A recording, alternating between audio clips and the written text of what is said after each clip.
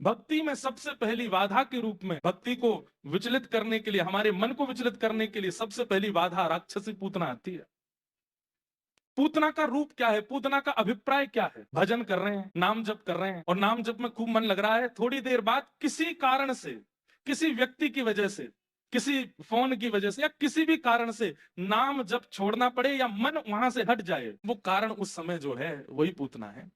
कथा सुन रहे हैं ठाकुर जी की, मधुर कथा चल रही है, लेकिन बीच में विक्षेप आवे और आपका ध्यान इधर उधर चला जाए, वो जा पे ध्यान गया वही पूतना है। तो ध्यान देवे वारी इनको तो नहीं देखना, लेकिन जो कथा में आ रहे हैं उनको ऐसे आना चाहिए। संत महापुरुषों के अलावा, संत महापुरुष तो आते हैं तो सबका ध्यान जाता है, लेकिन और कोई विक्षेप रूप में आवे तो उसको ये विचार करना चाहिए कि हम ऐसे जाके बैठ जाए किसी को पता ना चले।